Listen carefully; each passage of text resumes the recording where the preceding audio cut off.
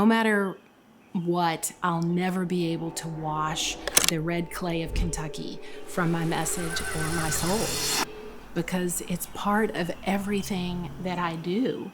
Well, I'm an 8th generation Kentuckian. I grew up in Bullitt County, Kentucky in Mount Washington. And I came to Lexington about 16 years ago. I was looking for a bronze foundry, and I found out that there was a small one here in Lexington. And I approached them about casting some of my work. And I just fell in love with the process. I'm classically trained as a painter and have come across sculpture a little bit later in my life. And as soon as I started sculpting, it just felt like home. My work in sculpture began mostly through the idea of representation, of representing those who've been left out of history, those who've been marginalized, who've been voiceless. So I started working on a series of dryads, which are the spirit of the trees. Through this, I realized what I was doing is really representing something that didn't have a voice, which was nature and our environment. One of my first public sculptures for the state of Kentucky began a decade or more ago, and it was an idea that I had to honor a woman in the Capitol, because in 230 years, we had never done that. I set out on this journey to honor a woman in the most revered place in our state, in the Capitol. That took nearly 10 years for me to accomplish with a lot of help from others, but it took the state of Kentucky over 230 years to accomplish that. My hope was that it would help to change the trajectory of where we're going. When I see an opportunity, I really want to speak in the loudest voice possible.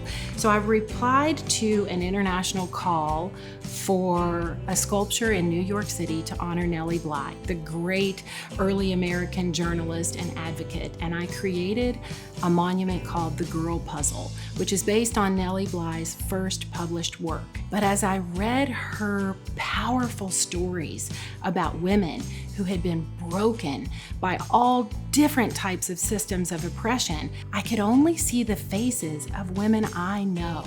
Women from Kentucky, women who have these incredible stories of being broken and reclaiming their own lives, their own agency and ownership in themselves, and rebuilding themselves back stronger than they were. While I wanted to represent her as a person who did great things, what I really wanted to represent was her legacy of advocacy, her legacy of empathy. And truly, that's the story of the Girl Puzzle.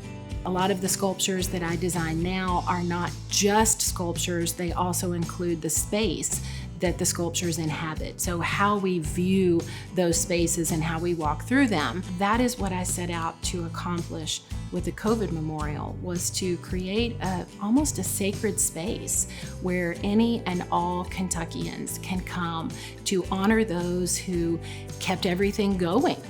Kentucky is a wonderful representative microcosm of communities around the world who really seek to evolve and seek to come together.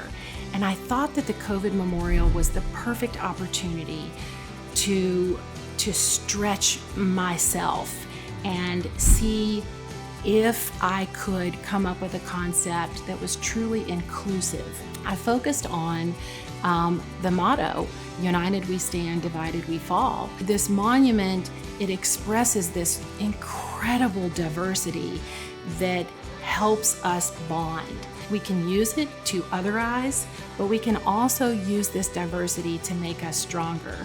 At my heart, I'm a storyteller. I love to tell the stories, the human stories of connection.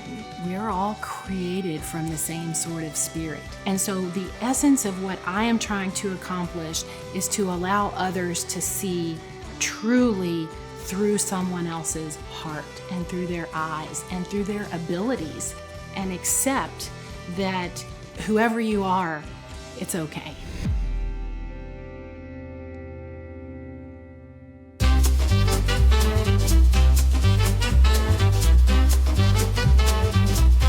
Create, inspire.